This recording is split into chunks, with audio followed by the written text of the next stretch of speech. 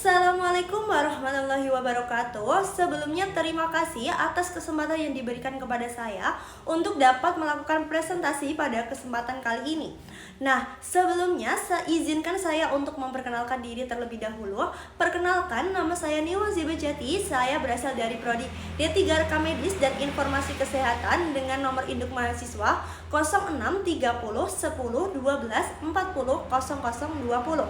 Pada kesempatan kali ini, saya akan mempresentasikan secara menyeluruh mengenai konsep proposal, mulai dari pengertian dasar, mulai dari fungsi, karakteristik, hingga contoh penerapannya dalam dunia nyata, serta dalam bidang rekam medis yang sesuai dengan jurusan saya.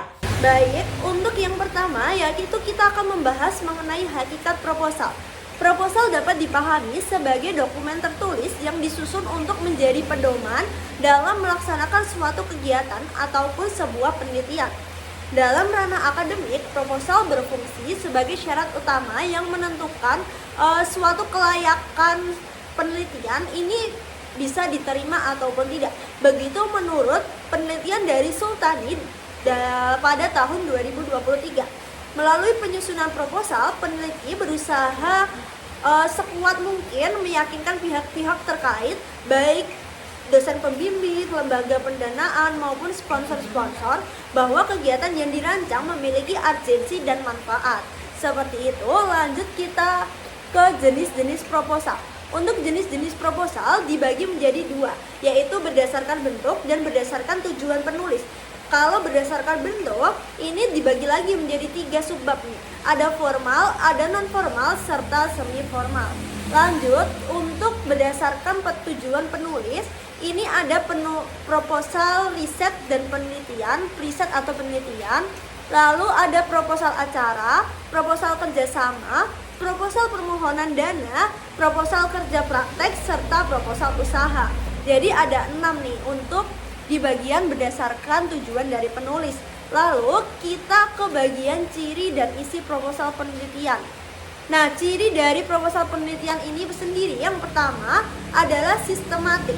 Jadi unsur-unsur yang terdapat dalam proposal adalah disusun dalam urutan yang logis. Lalu yang kedua ada konsisten. Konsisten yaitu terdapat kesesuaian atau sinkronasi di antara unsur-unsur rencana penelitian. Misal antara judul, latar belakang, rumusan masalah, tujuan penelitian, hipotesis, dan lain-lain. Lalu ada operasional nih. Operasional ini bisa menjelaskan bagaimana penelitian itu dilakukan secara praktis. Lalu ada unsur-unsur dalam laporan penelitian. Yang pertama ada judul penelitian, merupakan informasi awal yang memberikan orientasi kepada topik penelitian. Nah, biasanya terdiri dari 2 bagian, yaitu judul utama dan anak judul atau judul mikro. Judul utama ini sendiri berfungsi memberi informasi mengenai topik penelitian dan sebagai penarik perhatian. Lalu kalau yang anak judul berfungsi sebagai pemberi informasi mengenai variabel, hubungan antar variabel, subjek penelitian, lokasi, dan waktu penelitian. Serta ini ditempatkan pada halaman sampul proposal, seperti itu. Lalu lanjut ada latar belakang masalah nih. Latar belakang masalah menjelaskan kesenjangan apa yang menjadi dasar untuk mengajukan masalah penelitian. Nah, isinya juga ada fakta di lapangan, data sekunder, maupun riset-riset dari jurnal-jurnal sebelumnya. Lalu ada menjelaskan mengapa kesenjangan itu harus dibicarakan atau diteliti pada objek atau lokasi penelitian yang akan digunakan. Nah, lalu menjelaskan riset-riset lain yaitu yang sudah membicarakan kesenjangan itu, kayak di riset-riset lain sebelumnya atau jurnal-jurnal lain sebelumnya, dan apa yang belum terjawab dari riset sebelumnya. Jadi seperti melengkapi dari penelitian-penelitian sebelumnya. Nah, panjang tulisan biasanya umumnya itu 4-5 halaman. Lalu selanjutnya ada rumusan masalah. Rumusan masalah yang biasa disebut sebagai pertanyaan penelitian atau research question biasanya berbentuk sebagai sebuah atau beberapa kalimat pertanyaan dan mengandung variabel yang akan diteliti. Ada hubungan antar variabel, ada petunjuk pendekatan penelitian yang digunakan juga. Lalu tujuan dan manfaat penelitian. Mulai dari tujuan penelitian merupakan penjabaran dari rumusan masalah, berisi rincian kegiatan inquiry yang akan dilakukan dan apa yang akan dicapai melalui penelitian yang diusulkan. Lalu manfaat penelitian ini merupakan manfaat teoritis atau metodologis untuk pengembangan ilmu dan manfaat praktis bagi masyarakat luas atau kelompok atau lembaga tertentu. Lalu selanjutnya ada kerangka teori atau tinjauan pustaka untuk riset kuantitatif diakhiri dengan hipotesis jika ada. Jadi ini opsional. Review atas berisi review atas sumber pustaka yang relevan dengan topik penelitian. Sumbernya dapat berupa tulisan yang menjelaskan teori atau konsep yang digunakan, dan hasil penelitian sebelumnya yang relevan juga bisa. Lalu bagian akhir diakhiri dengan bagian kerangka berpikir atau untuk penelitian kualitatif, dan bagian hubungan antar variabel untuk penelitian kuantitatif. Panjang tulisan terdiri dari 15 sampai 20 halaman biasanya pada umumnya. Lalu ada hipotesis. Hipotesis ini opsional atau kalau ada pada penelitian kuantitatif. Hipotesis ini bisa berupa proposisi yang bersifat prediktif dan akan diuji melalui penelitian yang diusulkan. Hipotesis yang akan diajukan harus memiliki dasar teoritis. Kalau tidak atau belum ada dasar yang teoritis, maka dasar logika yang digunakan tidak diakui, seperti itu. Lanjut, ada metode penelitian.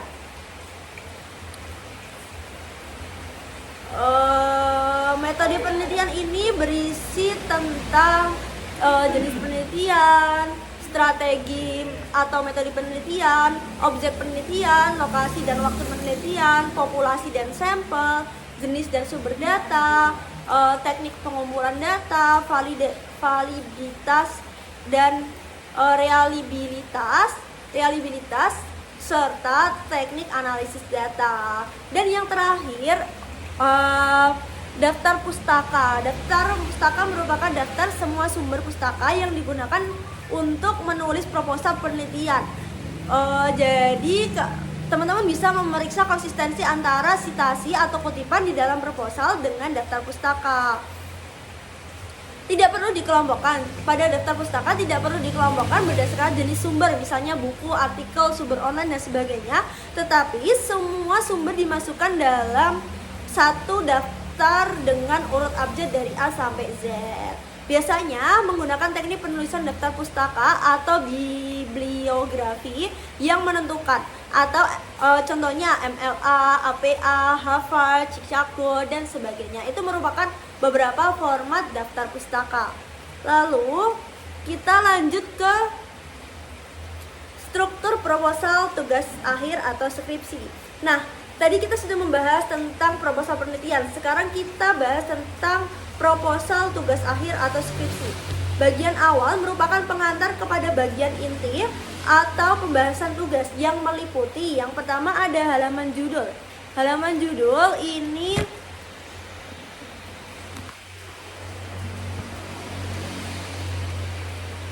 yang pertama ada halaman judul. Halaman judul harus sesuai dengan pengajuan kepada pembimbing dan ketua program studi yang telah disetujui.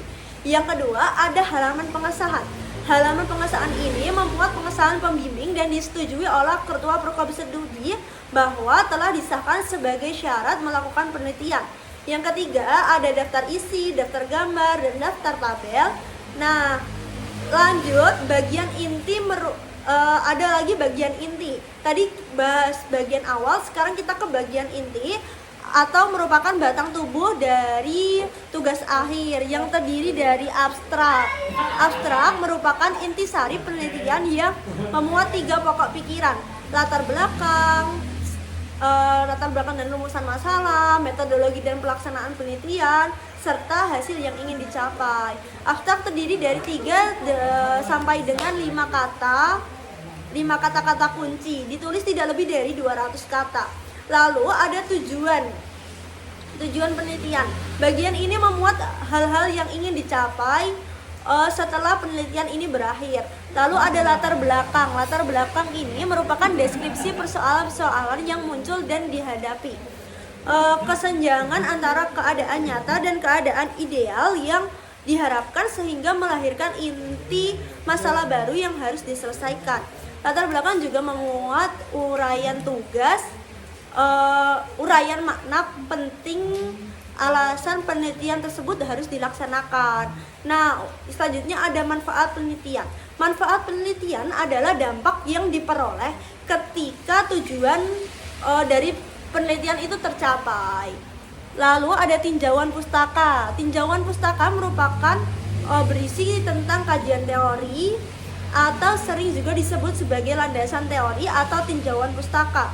Memuat hasil-hasil penelitian sejenis terdahulu yang menginspirasi atau melandasi pelaksanaan penelitian ini, serta mengulas landasan teoritik yang berhubungan dengan penelitian yang akan dilakukan. Seperti itu. Lanjut kita ke metodologi penelitian. Metodologi penelitian ini sendiri menguraikan langkah-langkah penyelesaian masalah. Langkah-langkah ini harus disesuaikan dengan fokus permasalahan penelitian. Seperti itu. Lalu lanjut ada jadwal penelitian. Jadwal penelitian ini berisi tabel perencanaan penelitian yang terdiri atas keterangan aktivitas dan waktu penelitian. Jadi jadwal penelitian ini seperti itu. Lanjut di bagian akhir dari proposal ada daftar pustaka dan lampiran. Daftar pustaka memuat semua sumber pustaka yang dijadikan acuan dalam naskah tugas akhir.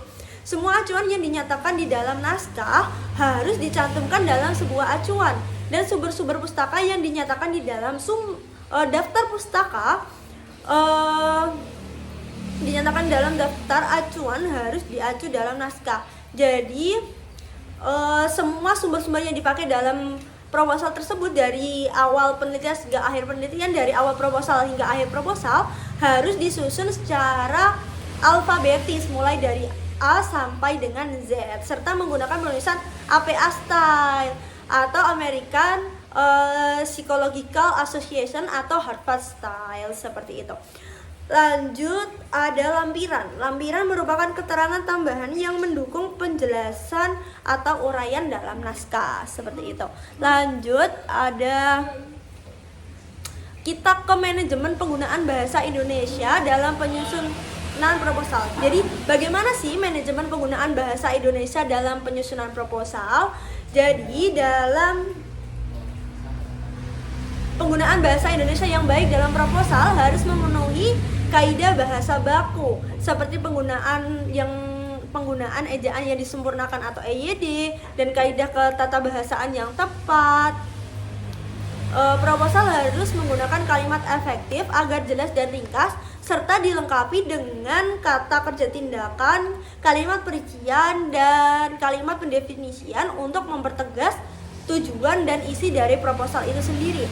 Nah, untuk kaidah kebahasaan proposal itu ada, yang pertama ada menggunakan bahasa baku dan EYD.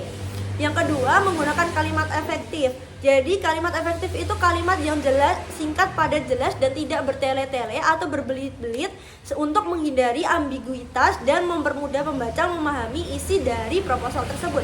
Lalu ada penggunaan kata denotatif. Jadi kata denotatif itu kata yang bermakna lugas atau makna sebenar-benarnya untuk menghindari kesalahpahaman antara pengusul dan penerima proposal. Selanjutnya ada menggunakan kata-kata teknis.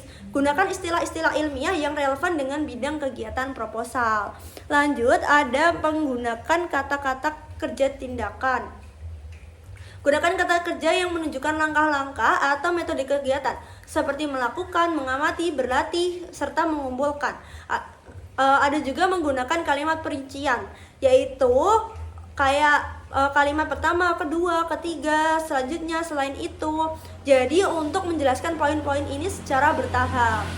Lalu menggunakan kalimat pendefinisian, menggunakan kata seperti adalah, merupakan, yaitu, dan yakni untuk memberikan atau menggambarkan definisi yang lebih deskriptif tentang konsep yang diajukan.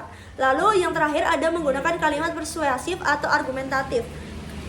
gunakan konjungsi kausalitas atau sebab akibat, karena, seperti karena, oleh karena itu, untuk membangun argumen yang kuat dan lebih meyakinkan, seperti itu. Lalu itu merupakan bab dari proposal. Sekarang kita lanjut ke bab laporan. Kita mulai dari hakikat laporan sendiri.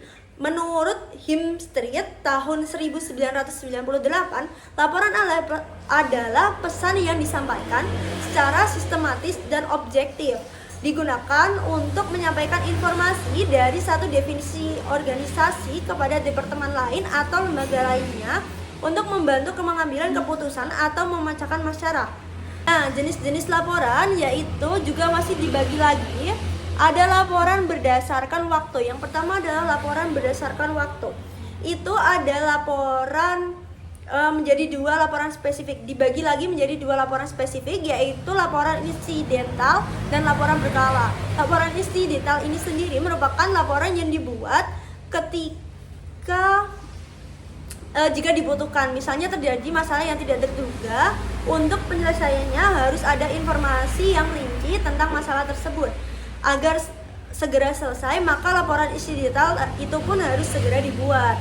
Lalu, sementara itu, laporan berkala adalah laporan yang disusun secara rutin atau periodik dalam jangka waktu tertentu, seperti laporan harian, mingguan, laporan bulanan, tahunan, dan lain-lain. Contohnya kayak laporan kalau di kita ya, sebagai rekam medis biasanya di rumah sakit itu membuat data statistik kayak tempat tidur, data statistik tempat tidur yang biasa dihitung setiap 1 bulan sekali, 1 minggu sekali, 1 tahun sekali, seperti itu. Lanjut, laporan berdasarkan sifat. Laporan berdasarkan sifat juga dibagi menjadi dua jenis lagi nih. Ada laporan yang bersifat biasa serta penting. Jika laporan biasa adalah sebuah laporan yang isinya bersifat biasa dan tidak rahasia, sehingga apabila laporan tersebut tidak sengaja terbaca orang lain, tidak akan menimbulkan dampak negatif bagi penulisnya. Lalu kebalikan dari laporan biasa, laporan penting ini tentunya sebuah laporan yang isinya berisi hal penting dan bersifat rahasia, sehingga laporan jenis ini hanya boleh diketahui oleh orang-orang tertentu saja, misalnya yang menjadi tujuan dari pelaporan tersebut. Lalu ada laporan berdasarkan penyampaian. Berbeda dengan dua jenis laporan yang sudah saya jelaskan tadi, laporan jenis ini lebih berfokus pada 3 jenis laporan berdasarkan penyampaiannya. Ada laporan lisan. Laporan lisan adalah sebuah laporan yang disampaikan secara lisan atau secara langsung. Lalu ada laporan tertulis. Laporan tertulis adalah sebuah laporan yang disampaikan secara tertulis, seperti memo, surat, naskah, email. Lalu ada laporan visual. Laporan visual ini sendiri adalah sebuah laporan yang disampaikan melalui penglihatan. Contoh laporan visual yaitu laporan melalui media PowerPoint, media Word, seperti itu. Lanjut, ada laporan berdasarkan bentuk. Nih, laporan berdasarkan bentuk ini sebenarnya terkesan mirip dengan jenis laporan berdasarkan penyampaiannya. Namun laporan dengan jenis yang satu ini lebih berfokus pada bentuk laporannya. Ada 3 jenis laporan itu sendiri. Yang pertama adalah laporan berbentuk memo. Nah, laporan yang berbentuk memo ini laporannya sangat pendek. Biasanya laporan ini digunakan untuk kepentingan internal dan dilakukan antar pimpinan atau pejabat. Lanjut, ada laporan berbentuk surat. Ini merupakan laporan yang dibuat secara tertulis dalam bentuk surat. Isi dari laporan bentuk surat ini yaitu antara 1 hingga 4 halaman. Contoh laporan berbentuk surat misalnya laporan jumlah siswa yang keluar dari sekolahnya. Lalu ada laporan yang berbentuk naskah. Laporan berbentuk naskah merupakan laporan yang disampaikan dalam bentuk naskah, baik itu dalam naskah pendek ataupun panjang. Contoh laporan yang dibentuk naskah yaitu notulen rapat atau laporan kegiatan kepanitiaan. Lalu ada unsur dalam pembuatan laporan penelitian. Terdapat 9 unsur dalam pembuatan laporan proposal penelitian yaitu ada judul penelitian. Judul penelitian, ada outline atau kerangka tulisan. Kerangka tulisan merupakan urutan pembahasan yang dibagi menjadi beberapa bab dan subbab. Kerangka tulisan yang dapat disusun menjadi 3 bab, yaitu bab pendahuluan yang termasuk metode dan teori. Lalu bab bahasan utama atau deskripsi dan analisis data, serta bab penutup atau kesimpulan dan saran. Lalu ada latar belakang masalah. Yang ketiga adalah latar belakang masalah. Latar belakang masalah bersifat memuat argumentasi atau yang sudah saya jelaskan di awal tadi. Ada rumusan masalah juga. Lalu ada judul atau definisi operasional dan lingkup pembahasan. Penegasan judul yang dimaksudkan untuk memberikan penjelasan mengenai pengertian yang terkandung dalam judul agar orang yang berkepentingan dengan penelitian tersebut memiliki persepsi yang sama dengan peneliti. Jadi sama-sama menyatukan persepsi. Lalu ada tujuan penelitian, ada metode penelitian,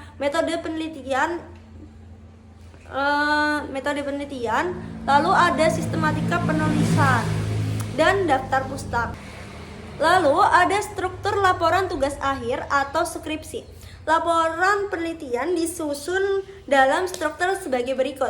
Ada bagian awal meliputi halaman judul, halaman pengesahan, halaman persetujuan, abstraksi, kata pengantar, daftar isi, daftar gambar, daftar tabel, bagian awal. Lalu bagian inti meliputi ada bab pertama yaitu berisi pendahuluan, bab kedua berisi tinjauan pustaka, bab ketiga metodologi penelitian, bab keempat hasil dan pembahasan, serta bab kelima kesimpulan saran. Dan bab akhir meliputi daftar pustaka dan lampiran-lampiran. Seperti itu. Lalu ada penggunaan bahasa Indonesia dalam laporan. Yang pertama, menggunakan bahasa baku. Setiap laporan wajib menggunakan bahasa baku sesuai kaidah KBBI dan PUEBI, termasuk pilihan kata, ejaan, dan penulisan istilah. Lalu ada gaya bahasa formal, dilarang menyingkat-nyingkat, menggunakan bahasa tidak resmi, dan tidak kata-kata baku, kalimat tidak sopan, objektif, dan tidak profesional.